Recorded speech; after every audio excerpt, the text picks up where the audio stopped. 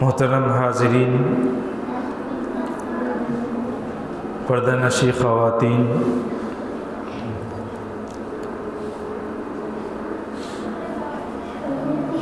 خطبہ مسنونہ کے بعد میں نے آپ تمام حضرات کے روبرو سورۃ الانبیاء کی ایک آیت کریمہ تلاوت کی ہے۔ اللہ تبارک و تعالی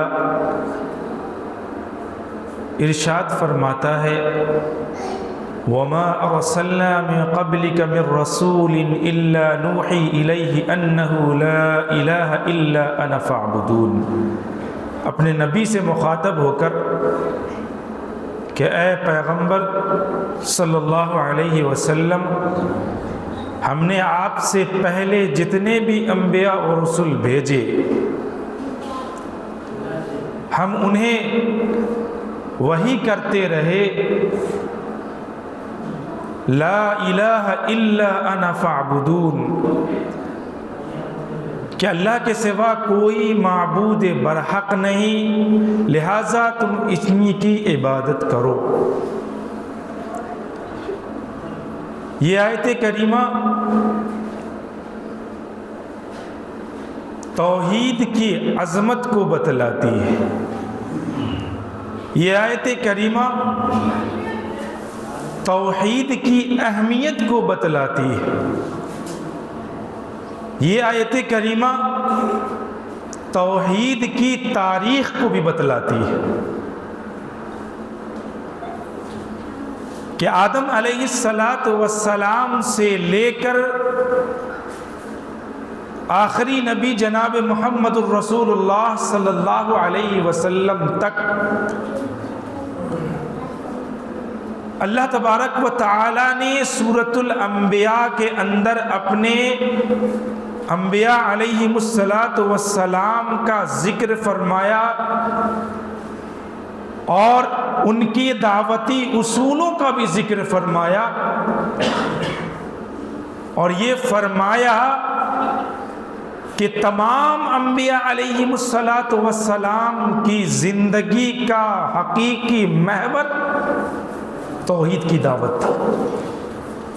ان کی زندگی کی تمام کوششوں کا مرکز توحید کی دعوت تھی۔ انہوں نے اپنی پوری زندگی جس چیز پر سب سے زیادہ زور دیا وہ توحید کی دعوت تھی۔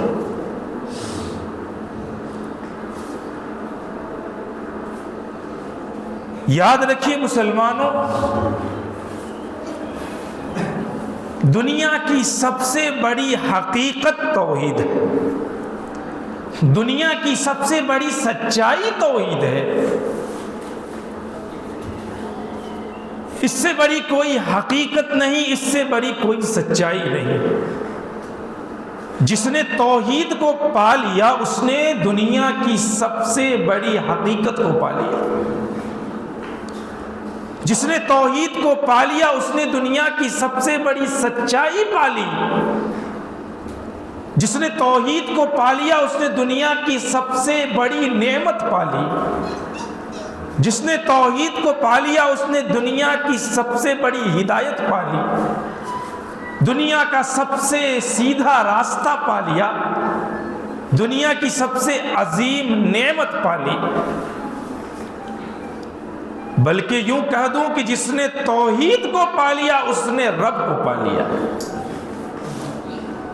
اللہ تبارک و تعالی قرآن کریم میں ارشاد فرماتا ہے، یوم ینفع الصادقین صدقہم، قیامت کے دن سچوں کو ان کی سچائی فائدہ دے گی۔ اہل علم نے لکھا ہے کہ یہاں صادقین سے مراد موحدین ہیں اور صدق سے مراد توحید ہے۔ جملہ یہ ہوا کہ یوم ینفع الموحدین توحیدہم، کہ قیامت میں موحدین کو ان کی توحید فائدہ دے گی۔ اور یہ حقیقت ہے کہ اگر انسان اپنی ساری زندگی توحید پر گزارتا ہے، زندگی میں شرک ذرہ برابر بھی نہیں کرتا، اپنی زندگی کا ایک ایک لمحہ توحید پہ گزارتا ہے، اس کی موت توحید پہ ہوتی ہے، تو انشاءاللہ اگر وہ گناہگار بھی ہوگا تو کل قیامت کے دن اس کے لیے جنت کے دروازے کھلے ہوں گے۔ اللہ توحید کی برکت سے اس کو معاف کر کے جنت میں داخل ضرور کرے گا، لیکن کرے گا وہ سزا بھگت کے جائے یا توحید کی برکت سے بغیر سزا کے اللہ اس کو اپنی رحمت سے جنت میں داخل کر دے، لیکن وہ جنت میں داخل ہوگا۔ لیکن اگر انسان شرک پر مر گیا، شرک کرتے ہوئے مر گیا، تو پھر اعمال صالحہ کا انبار بھی اس کو کل قیامت میں اللہ کے عذاب سے نہیں بچا سکتا، وہ زیرو ہو جائے گا۔ بالکل اسی طریقے سے جس طریقے سے ایک ڈرام دودھ میں اگر ایک قطرہ پیشاب یا پخانہ ڈال دیا جائے تو وہ پینے کے لائق نہیں رہتا، اسی طریقے سے اعمال صالحہ کا انبار ہو لیکن انسان کے اس عمل کے اندر شرک کی آمیزش ہو تو وہ اللہ کے نزدیک زیرو ہے، ویلیویبل نہیں ہے، منہ پہ مار دیا جائے گا۔ لہذا تمام انبیاء علیہم السلام نے توحید سے کبھی بھی سمجھوتا گوارا نہیں کیا، انہیں سرداری پیش کی گئی، انہیں سروری پیش کی گئی، مال و دولت کا لالچ دیا گیا، عورتوں کو لالچ دیا گیا، وَدُّوا لَوْ تُدْهِنُ فَيُدْهِنُونَ کہ یہ چاہتے ہیں کہ مداہنت کریں، لیکن انبیاء علیہم السلام نے کبھی بھی توحید میں کبھی بھی ذرہ برابر بھی مداہنت سے کام نہیں لیا۔ دیکھیے شریعتیں بدلتی رہیں، زمانے کے تقاضوں کے مطابق شریعتیں بدلتی رہیں، جائز اور ناجائز کے پیمانے بدلتے رہے، حرام اور حلال کے پیمانے بدلتے رہے۔ ایک چیز کسی نبی کی شریعت میں جائز ہوتی تو کوئی دوسرے نبی کی شریعت میں وہ ناجائز ہو جاتی، ایک چیز اگر کسی دوسرے نبی کی شریعت میں ناجائز ہوتی تو کسی اور نبی کی شریعت میں وہ جائز ہو جاتی۔ حضرت آدم علیہ السلام کی شریعت میں سگے بھائی بہنوں سے نکاح جائز تھا، لیکن دوسرے نبی کی شریعت میں وہ جائز نہیں قرار پایا، وہ حرام ہو گیا۔ حضرت نوح علیہ السلام کی شریعت میں مشرک عورت سے نکاح جائز تھا، دوسرے نبی کی شریعت میں وہ حرام ہو گیا، ناجائز ہو گیا۔ تو جائز اور ناجائز کے جو پیمانے ہیں، حلال اور حرام کے جو پیمانے ہیں، وہ شریعتوں میں بدلتے رہے، لیکن ایسا کبھی نہیں ہوا کہ توحید و شرک کے قانون بدل گئے ہوں، توحید و شرک کے اصولوں میں تبدیلی آ گئی ہو۔ ایسا کبھی نہیں ہوا، کسی نبی کی شریعت میں ایسا کبھی بھی نہیں ہوا کہ شرک کے چھوٹی سی چھوٹی قسم یا شرک کی ادنا کوئی مثال یا ادنا کوئی چیز شرک کی اس پیغمبر کی شریعت میں جائز قرار دے دی گئی ہو، ایسا کبھی نہیں ہوا، کبھی نہیں ہوا۔ شرک ہمیشہ سے شرک رہا ہے، توحید ہمیشہ سے توحید رہی ہے۔ توحید کبھی شرک نہیں بن سکتا اور شرک کبھی توحید نہیں ہو سکتی۔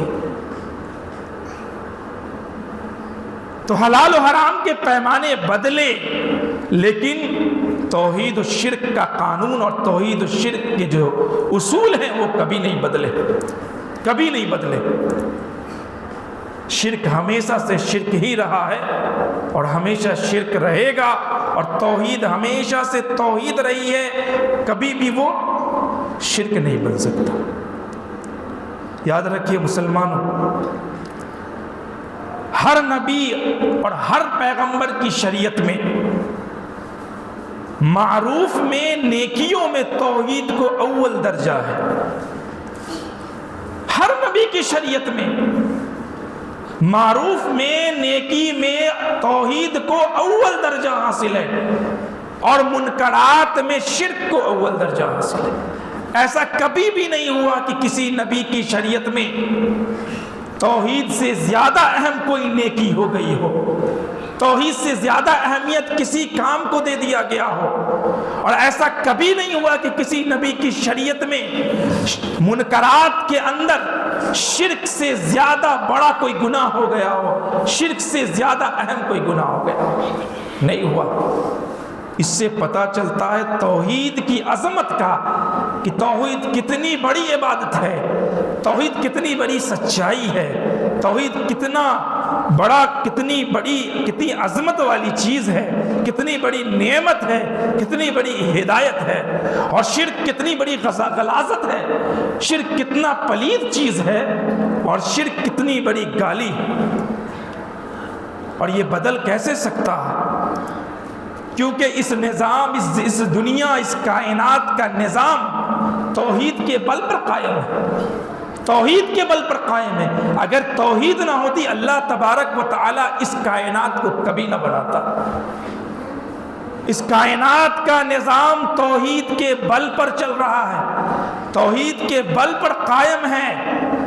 یہی وجہ ہے کہ قرآن کریم کے اندر آپ جب پڑھتے ہیں تو آپ دیکھیں گے کہ اہل کتاب نے اللہ تبارک و تعالی کے لیے بیٹا ہونے کا دعویٰ کیا، بیٹا ہونے کا دعویٰ کیا۔ وَقَالُوا اتَّخَذَ الرَّحْمَنُ وَلَدًا، کہ رحمان نے بیٹا بنایا ہے۔ تو اللہ تبارک و تعالی نے اس کے اس دعوے پر کائنات کا ریئیکشن ذکر فرمایا کہ تم نے اللہ رب العزت کو کتنی بڑی گالی دی ہے، تم نے اللہ رب العزت پر کتنا بڑا الزام لگایا ہے، تم نے اللہ رب العزت کو کتنی بڑی گالی دی ہے، کتنا گھناؤنا تم نے عمل کیا ہے کہ تکاد السماوات یتفطرن وتنشق الارض وتخر الجبال حتى ان دعوا للرحمن ولدا، کہ قریب ہے کہ زمین اور آسمان پھٹ پڑے، شق ہو جائے۔ ذرا سوچئے، کائنات کا یہ ریئیکشن ہے کہ تم نے اللہ رب العزت کے لیے بیٹا بنانے کا الزام لگایا۔ اس توحید کے بل پر یہ دنیا قائم ہے، یہ دنیا کا نظام چل رہا ہے۔ قریب تھا کہ یہ زمین پھٹ جاتی، آسمان ریزہ ریزہ ہو جاتے، پہاڑ ریزہ ریزہ ہو جاتا۔ حاضرین کرام، اللہ تبارک و تعالی نے قرآن کریم کے اندر 6236 آیات نازل کی ہیں۔ ان 6236 آیات کے اندر اللہ تبارک و تعالی نے ایک آیت کو پورے قرآن کی سب سے عظیم آیت قرار دیا، سب سے عظیم آیت۔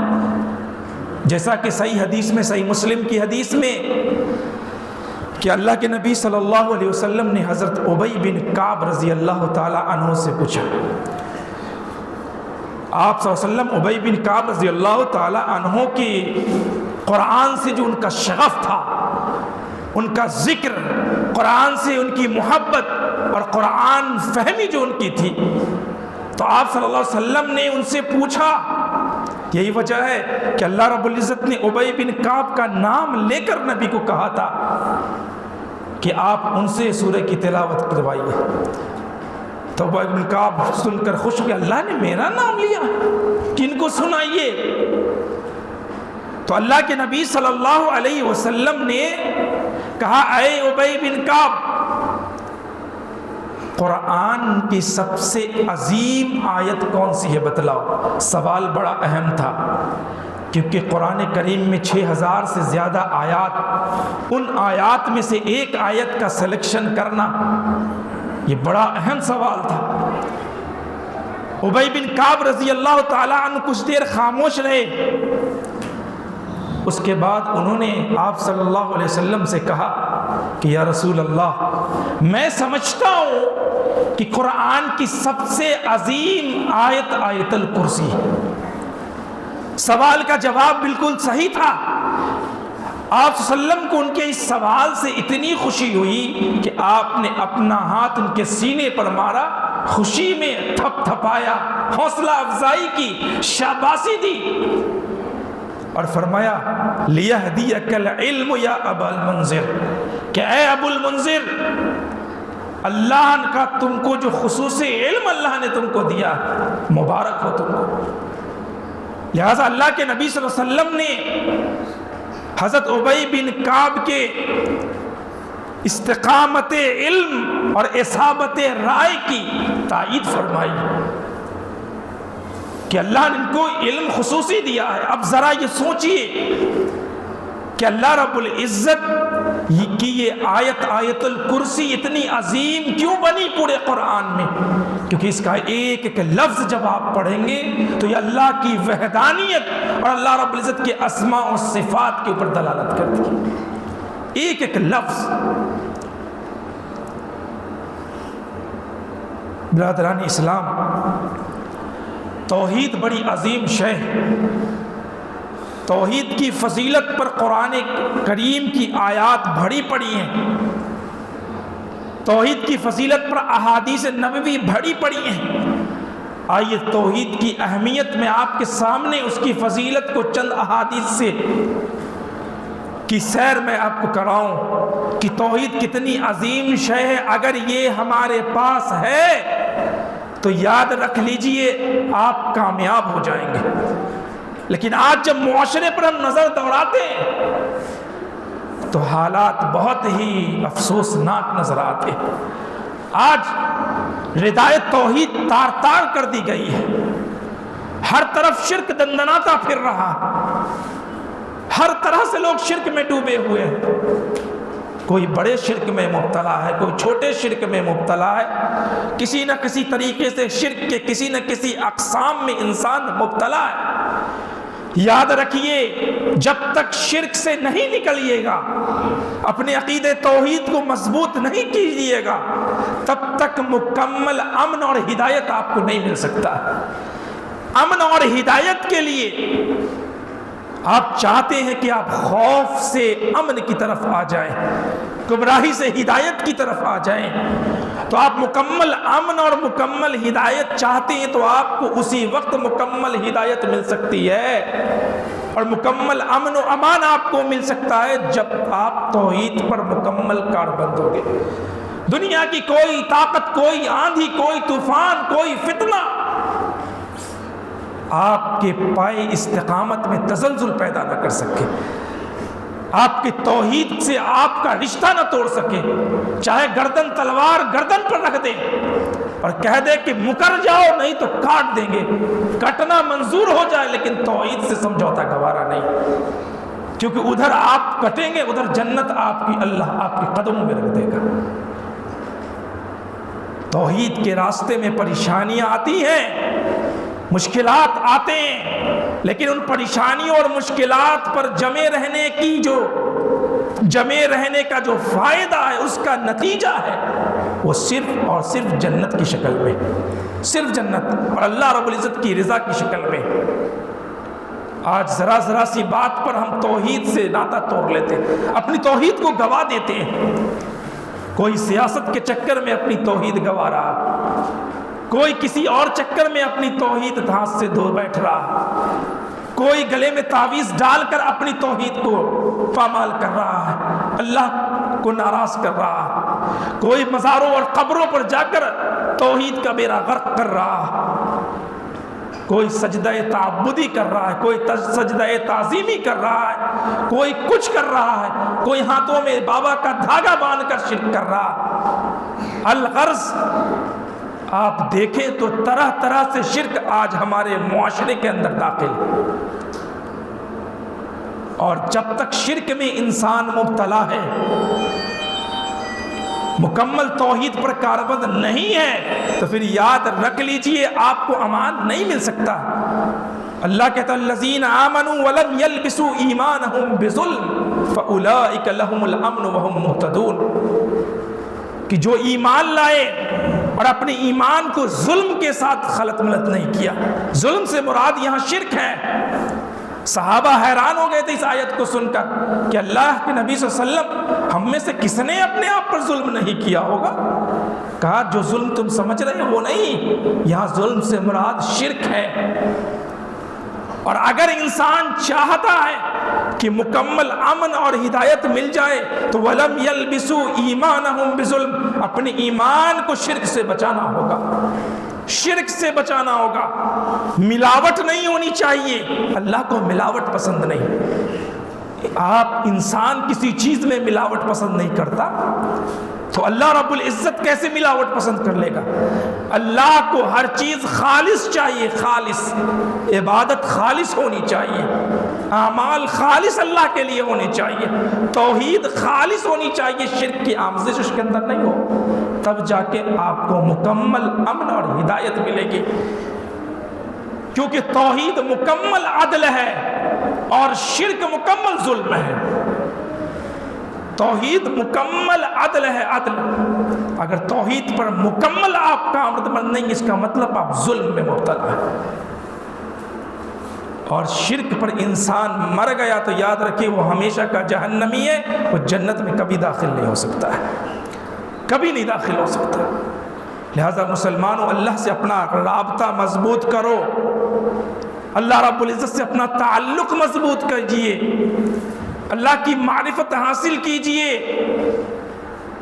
شرک کے راستوں کو بند کیجئے، توحید کے راستے پر کاربند رہیے۔ اللہ رب العزت دنیا کے تمام گناہ آپ کے معاف کر سکتا ہے اپنی رحمت سے، لیکن توحید اگر شرک ہے تو اللہ معاف نہیں کرے گا۔ ان اللہ لا یغفر ان یشرک بہ ویغفر ما دون ذلک لمن یشاء، بالکل اعلان ہے اللہ کا۔ اور اللہ کہتا ہے فقد ضل ضلالا بعیدا، جو شرک پر ہے وہ بہت دور کی گمراہی میں پڑ گیا، دور کی گمراہی میں چلا گیا وہ، فقد ضل ضلالا مبینا، وہ کھلی گمراہی میں چل گیا۔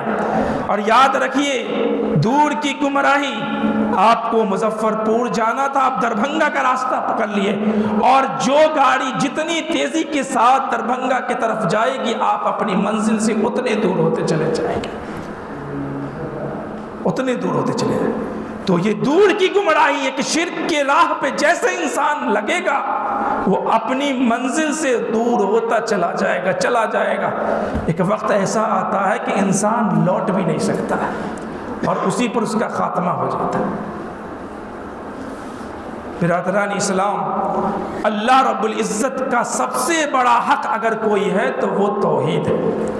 اللہ کا سب سے بڑا حق، سب سے بڑا حق تمام حقوق میں اگر کوئی حق ہے تو وہ توحید ہے، توحید ہے۔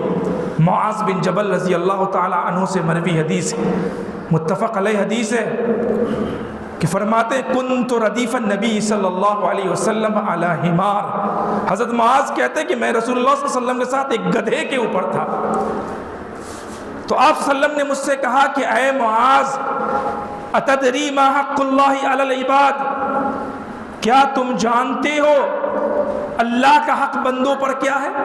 وما حق العباد علی اللہ، اور بندوں کا حق اللہ کے اوپر کیا ہے؟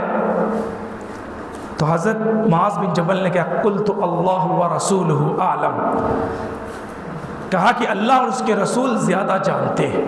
یاد رکھیے یہاں پر ایک عقیدے کا مسئلہ حل کر دو، اللہ کے نبی صلی اللہ علیہ وسلم جب باحیات تھے اور صحابہ کے سامنے تھے تو صحابہ کہتے تھے قلت اللہ ورسولہ اعلم، کہ اللہ اور اس کا رسول زیادہ جانتے ہیں کیونکہ نبی حیات سے تھے، لیکن جب نبی کے دنیا سے جانے کے بعد، وفات پانے کے بعد، فوت ہونے کے بعد اگر کوئی کہتا ہے اللہ اور اس کے رسول زیادہ جانتے ہیں تو شرک کرتا ہے، شرکیہ جملہ۔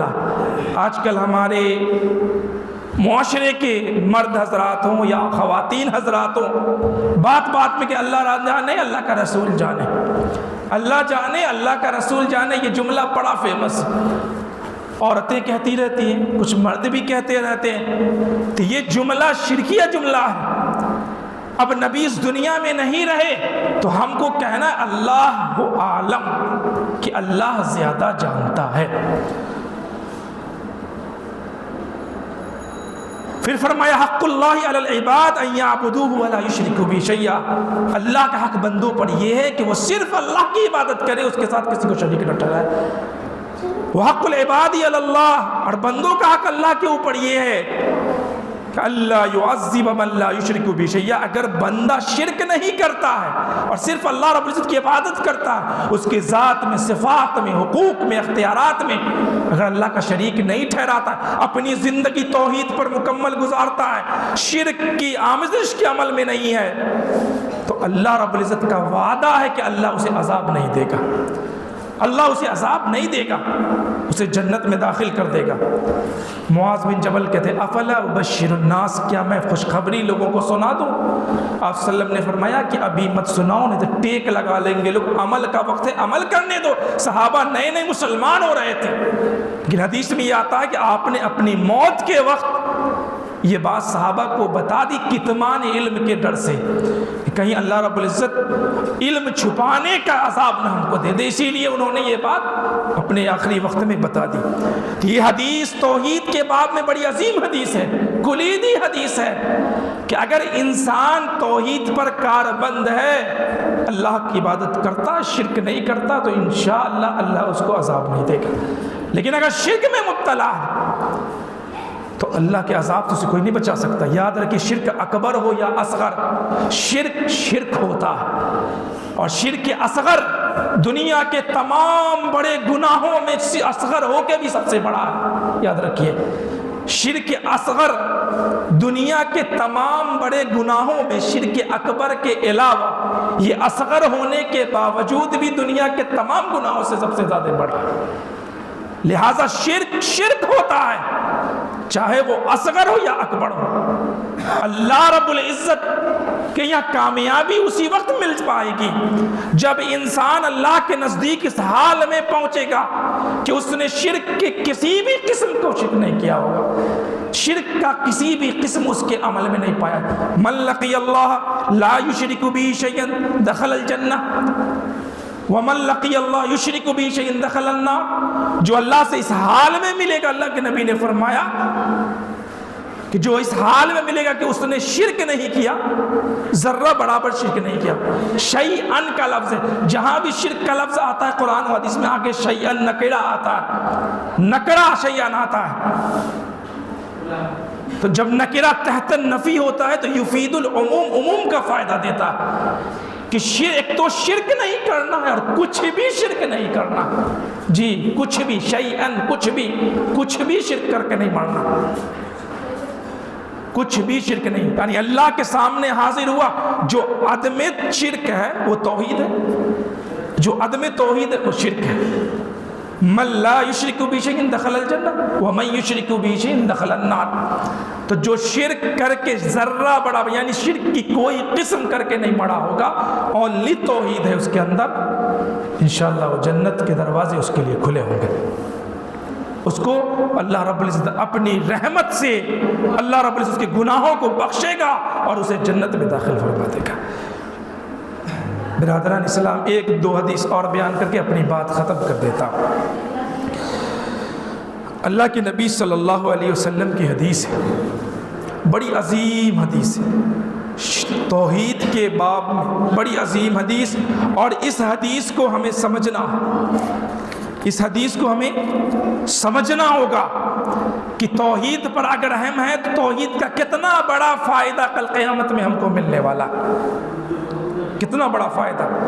آج بعض حضرات بہت سارے ملحدوں کی باتوں میں آ کر اپنی توحید کو گوا بیٹھتے ہیں، بہت سارے ایتھسٹ جو ہوتے ہیں ان کی باتوں میں آ کر، ناستک لوگوں کی باتوں میں آ کر، بہت سے مسلمان نام کی دنیا میں ایسے ہیں جو مسلمان گھروں میں پیدا ہوئے لیکن اللہ کو نہیں مانتا، توحید کو نہیں مانتا، توحید کو نہیں مانتا، ناستک بنا بیٹھا۔ ایک عرب کے بدو سے کسی نے اس طریقے کا سوال کیا کہ اللہ رب العزت کے وجود کی کوئی دلیل بتاؤ، دلیل بتاؤ۔ تو یاد رکھیے اس کائنات کے اندر سب سے زیادہ دلیلیں، سب سے زیادہ پروف، سب سے زیادہ ثبوت اور سب سے زیادہ حجتیں اگر کسی چیز کی ہے تو اللہ کے وجود کی ہے، توحید کی ہے۔ یہ رات اور دن کا آنا اور جانا اللہ کے وجود کی دلیل ہے۔ یہ اختلاف لیل و نہار یہ اللہ رب العزت کی یہ توحید کی گواہی دیتے ہیں۔ یہ شمس و قمر توحید کی گواہی دے رہے ہیں۔ یہ آسمان، یہ زمین توحید کی گواہی دے رہے ہیں۔ بارش، پانی، آگ، سمندر، دریا، یہ سب اللہ رب العزت کی توحید کی گواہی دے رہے ہیں۔ الغرض دنیا کا ذرہ ذرہ، کائنات کا ذرہ ذرہ اللہ رب العزت کی توحید کی گواہ، توحید کی شہادت دے رہا۔ ایک قلم کی طرف آپ کی نظر پڑتی ہے تو آپ کے دلوں میں یہ خیال آتا ہے کہ اس کا کوئی کریٹر ہے، اس کو کوئی بنانے والا ہے۔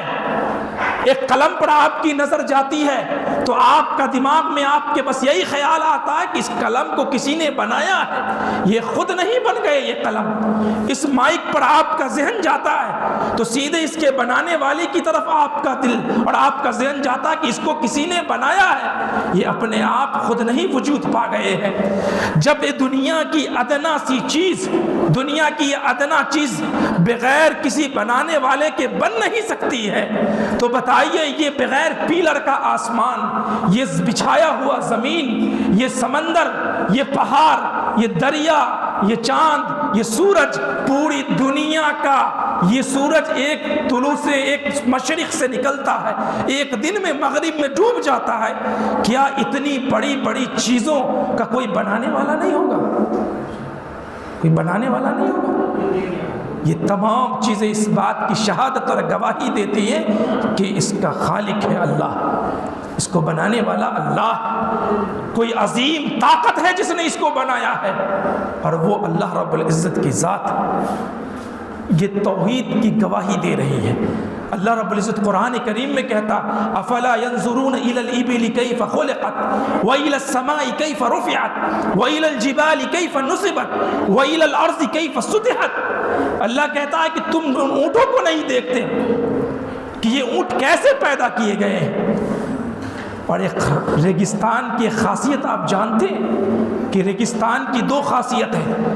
ریگستان علاقے میں آپ چلیے گا تو وہاں آپ کو پانی نہیں نظر آئے گا، پانی نہیں نظر آئے گا۔ شاذ و نادر اگر کہیں مل گیا تو مل گیا، ورنہ ریگستان میں پانی نہیں ہوتا۔ 100,000 کلومیٹر لمبا ریگستان آپ کو پانی نہیں ملے گا۔ اور دوسری بات یہ کہ ریگستان میں جب انسان چلتا ہے تو دھواں بہت اڑتا ہے، ریتیلا ہے بہت، اس کی ریت جو ہے بہت اڑتی ہے، انسان کی آنکھوں میں چلی جائے تو آنکھ کھول نہیں سکتا انسان۔ لیکن اس ریگستان میں، اس خطرناک زمین پر اللہ نے اونٹ جیسی مخلوق پیدا کی اور اس سب کو، اس آندھی کو وہ اونٹ فیس کرتی ہے اور فیس کر کے چلتا ہے اور ٹرین کی رفتار میں، اسپیڈ میں چلتا ہے۔ اور اتنا کلومیٹر چلنے کے باوجود پانی نہیں ہے تو اللہ نے اونٹ کے جسم میں اتنا اسٹوریج دیا ہے، اتنا بڑا ٹینک دیا ہے کہ وہ اپنا پانی پیٹ کے اندر لے کے چلتا ہے۔ اور اونٹ جب پانی پیتا ہے تو پانی پیتا بھی ہے اور اسٹور بھی کرتا ہے۔ راستے میں جب اسے پیاس لگتی ہے تو اسی میں سے وہ نکال کے پیتا ہے۔ تو اتنی عجیب مخلوق اللہ نے پیدا کی تو اللہ کہتا ہے افلا ينظرون الى الابل كيف خلقت۔ تم اونٹ کی طرف نہیں دیکھتے کہ اسے کیسے پیدا کیا گیا؟ وَإِلَى السَّمَاءِ كَيْفَ رُفِعَتْ، آسمان کی رفعتوں اور بلندیوں کو نہیں دیکھتے کیسے اٹھائے گئے؟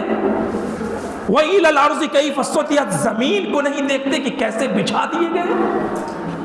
وَإِلَى الْجِبَالِ كَيْفَ نُصِبَتْ، پہاڑوں کو نہیں دیکھتے کہ کیسے اسے گاڑ دیا گیا، نصب کر دیا گیا ہے؟ یہ کسی انسان کا کام ہے؟ کسی کے بل کا ہے؟ نہیں، یہ سب اللہ رب العزت کی وحدانیت، اللہ رب العزت کی توحید، اللہ رب العزت کی وجود کی گواہی دیتی ہے، وجود کی گواہی دیتی ہے۔ ایک عرب کے ایک بدو، ایک دیہاتی سے کسی نے یہ سوال کیا تو اس نے جواب کیا دیا؟ کہا البارۃ تدل علی البعیر، کہ میگنیاں یہ بتاتی ہیں کہ اونٹ ادھر سے گزرا ہے۔ میگنیاں اونٹ کے وجود پر دلالت کرتی ہیں، ارے اونٹ چلتا ہے تو اس کی چھانپ ہوتی ہے، وہ بتا رہی ہیں کہ ادھر سے اونٹ گزرا ہے۔ اور عرب کے لوگ بڑے ماہر ہوا کرتے تھے، وہ میگنیاں دیکھ کر بتا دیا کرتے تھے کہ یہ میگنیاں کس قبیلے کا ہے اور کون سے قبیلے کے لوگ ادھر سے گزرے ہیں، کون سے قبیلے کا اونٹ ادھر سے گزرا ہے، وہ صرف میگنی دیکھ کے بتا دیا کرتے تھے، کیونکہ انہیں معلوم ہوتا تھا کہ کون سی میگنی کون سا قبیلہ بناتا۔ تو اس بدو نے توحید کو خود بھی سمجھا اور اس کو سمجھایا کہ میگنیاں اونٹ کے وجود پر دلالت کرتی ہیں، والعثرۃ تدل علی المسیر، اور قدم کے نشان کسی کے گزرنے کا راستہ بتاتا ہے۔ قدم کے جو نشان ہیں کسی کے گزرنے کا پتہ بتا رہا ہے۔ جب آدمی چلتا ہے تو اس کے پاؤں کے نشان آتے ہیں، وہ بتاتا ہے کہ کوئی ادھر سے گزرا ہے۔ تو جب اونٹ کے چلنے سے یہ پتہ لگتا ہے کہ ادھر سے کوئی اونٹ گزرا ہے، انسان کے قدم کے آثار یہ بتاتے ہیں کہ ادھر سے انسان گزرا ہے، اس انسان کا قافلہ گزرا ہے، تو پھر کہتا ہے فَسَمَاءٌ ذَاتُ أَبْرَاجٍ أَرْضٌ ذَاتُ فِجَاجٍ وَبِحَارٌ ذَاتُ أَمْوَاجٍ، کہتا ہے کہ یہ اتنے بڑے برجوں والے آسمان، یہ بچھائی ہوئی زمین اور یہ موجیں مانتے سمندر، کیا یہ اس بات پر دلالت نہیں کرتے علی وجود اللطیف الخبیر، کہ لطیف خبیر اللہ رب العزت کے وجود پر یہ دلالت نہیں کرتے؟ وہ باریک بھی بڑا مہربان، اس کے وجود پر دلالت نہیں کرتی؟ یہ آسمان، یہ زمین، یہ موجیں مارتے سمندر، بہت پیارے الفاظ میں سمجھایا۔ حضرین کرام، ضرورت اس بات کی ہے کہ توحید کو ہم سمجھیں، توحید کو جانیں۔ توحید کو سمجھیں گے تو یاد رکھیے دنیا اور آخرت دونوں سنورے گی۔ اگر توحید کو ہم نہیں سمجھیں گے تو ہم زندگی بھر شرک میں مبتلا رہیں گے اور طرح طرح کے شرک کریں گے۔ پہلے چھوٹا شرک ہوگا، اس سے بڑا شرک ہوگا، پھر اس سے بڑا شرک ہوگا، آخر میں انسان اتنا بڑا شرک کرے گا کہ جو چیز مردہ ہے یا کوئی بھی چیز ہے اس کو اللہ ہی بنا لے گا، اتنا بڑا شرک کر لیتا ہے۔ اس لیے توحید کا علم ہونا، فَعَلَمْ أَنَّهُ لَا إِلَهَ إِلَّا اللَّهِ، سب سے پہلے اگر کسی چیز کا علم انسان حاصل کرے تو توحید کا علم حاصل کرے۔ صحابہ کرام کسی کو اگر کوئی چیز سب سے پہلے بتاتے تو توحید بتاتے تھے۔ ہمیں کسی کو تعلیم دینا ہے توحید کی تعلیم دینا۔ آج معاشرے میں ہمارے گاؤں کی، ہمارے معاشرے کی بچیاں مرتد ہو رہی ہیں، آج مسلمان سماج کی بچیاں مرتد ہو رہی ہیں، توحید چھوڑ رہی ہیں، اپنے رب کا انکار کر رہی ہیں، اپنے مذہب کو چھوڑ کر غیروں کے مذہب کو اختیار کر کے بھاگ رہی ہیں۔ وجہ کیا ہے؟ اس کی وجہ یہی ہے کہ والدین نے انہیں توحید کا سبق نہیں پڑھایا، انہیں توحید کی عظمت نہیں بتائی گئی، توحید کی اہمیت نہیں بتائی گئی، یہ نہیں بتایا گیا کہ توحید اصل میں ہے کیا، یہ انہیں بتایا ہی نہیں گیا۔ اسی لیے اپنے بچوں کو انجینئر بنائیے، ڈاکٹر بنائیے، ضرور بنائیے، لائر بنائیے، ضرور بنائیے، وکیل بنائیے۔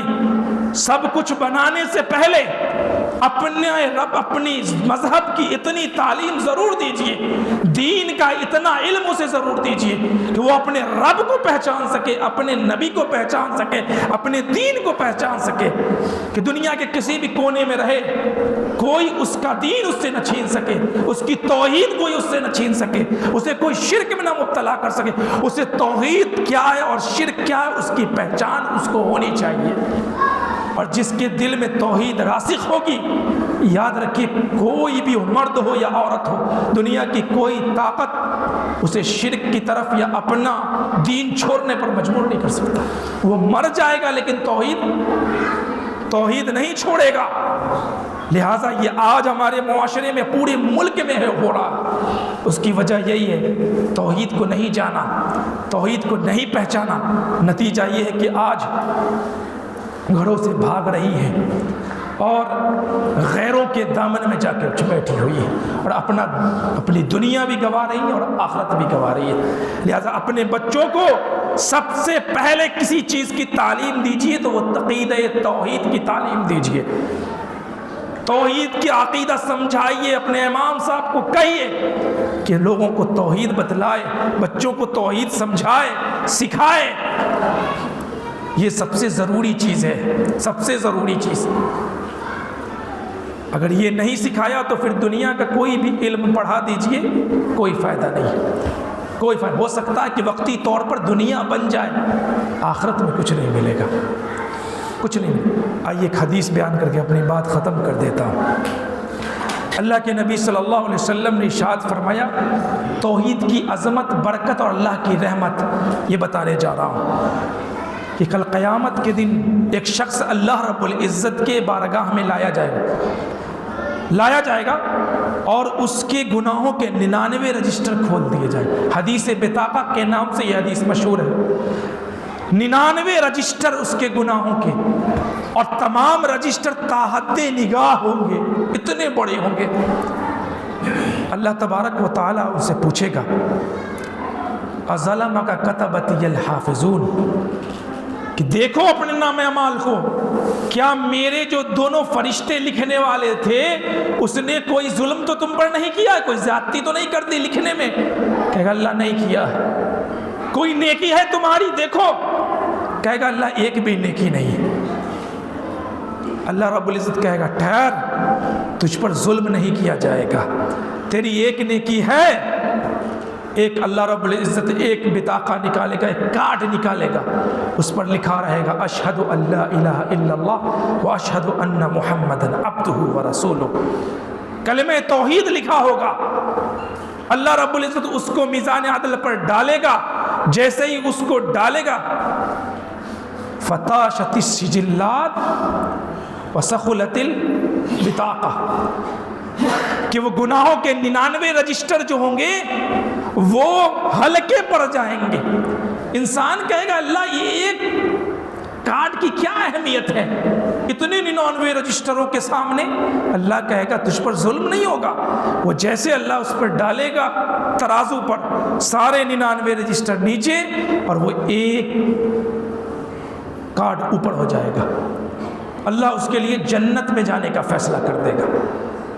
اور یاد رکھیے اس کے بعد نبی نے فرمایا کہ اللہ کے نام سے بھاری کوئی چیز نہیں ہوتی، کوئی چیز نہیں ہوتی۔ اس حدیث کے بہت سارے مفہوم علماء نے بیان کیے طرح طرح کے، کہ یہ حدیث اللہ کی رحمت پر دلالت کرتی ہے کہ اللہ کتنا رحیم ہے، کہ کوئی گناہ نہیں ہونے، کوئی نیکی نہیں ہونے کے باوجود صرف ایک توحید کی برکت سے اللہ نے جنت میں داخل کر دیا۔ بعض علماء نے کہا کہ یہ حدیث توحید کی عظمت بتلاتی ہے کہ توحید کتنا عظیم شے ہے، کہ اگر کوئی گناہ بھی نہیں ہو، کوئی نیکی بھی نہیں ہوگی، انسان گناہ کر کے مڑا ہوگا، گناہ پہ گناہ، لیکن اگر توحید پر مڑا تھا تو اللہ رب العزت اسے جہنم سے نکال کے جنت میں داخل کر دے گا۔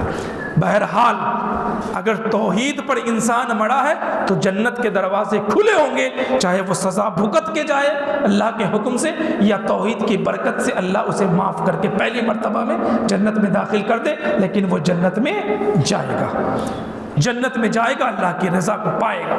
لیکن شرک میں مر گیا مخلد فی النار ہوگا، ہمیشہ کا جہنمی، کبھی نہیں نکل سکتا ہے، وہ جہنم سے کبھی نہیں نکل سکتا۔ شرک بہت خطرناک چیز ہے، توحید بڑی پیاری چیز ہے مسلمان۔ اگر توحید پر قائم ہو گردن بھی کٹ گیا جنت ہے، اور اگر شرک پر قائم ہو دنیا کی تمام چیزیں بھی مل گئیں تو آپ کے لیے کوئی فائدہ نہیں ہے، جہنم کے علاوہ کچھ نہیں ہے۔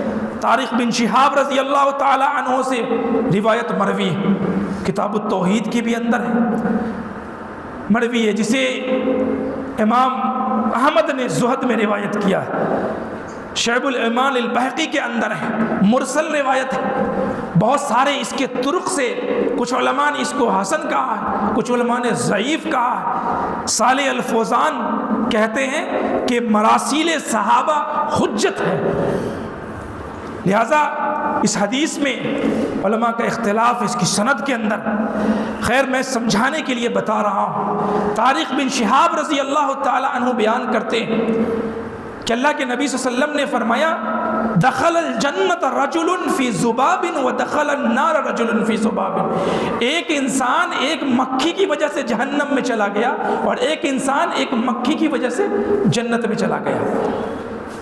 صحابہ نے کہا قالوا کیف ذالک یا رسول اللہ، یہ کیسے ہو گیا، کیسے ہوا؟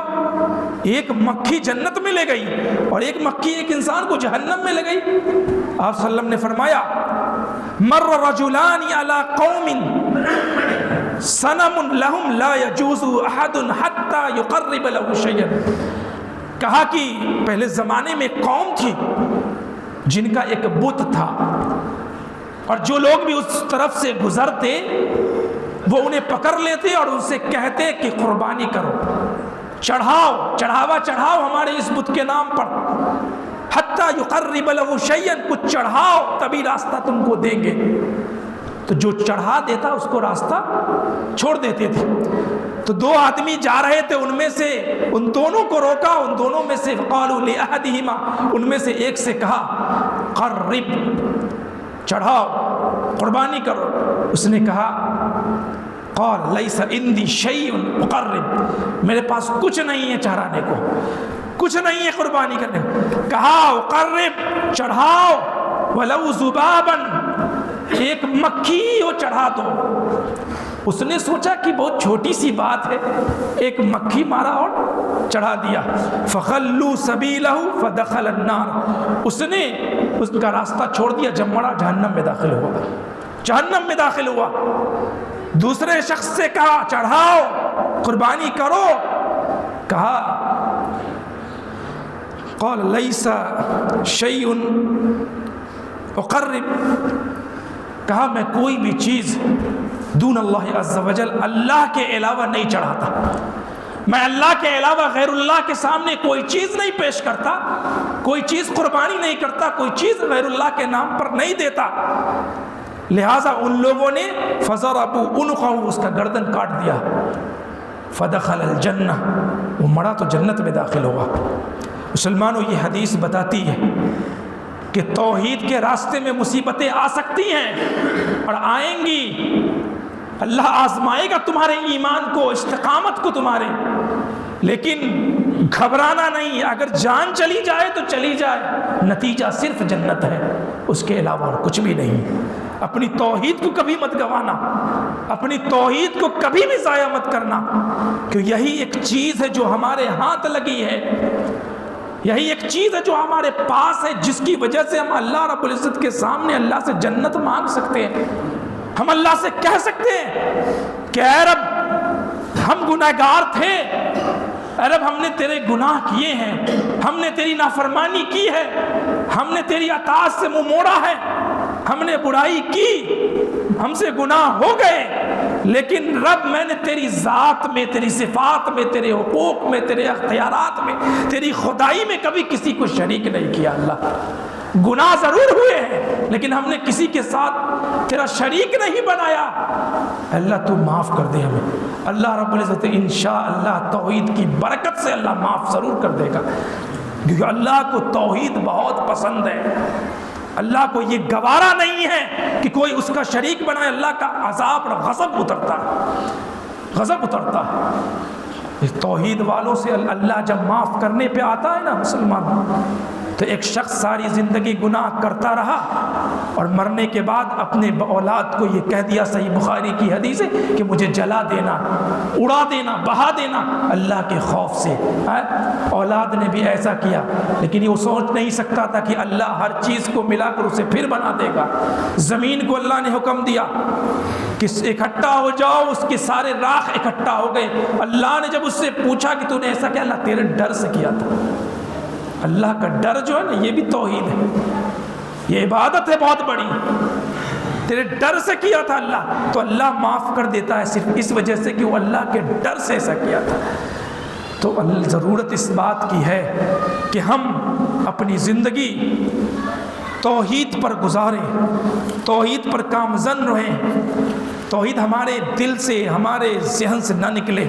جسے اللہ سے سچی محبت ہوگی وہ کبھی بھی توحید سے سمجھوتا گوارا نہیں کرے گا، کبھی بھی نہیں کرے گا گوارا۔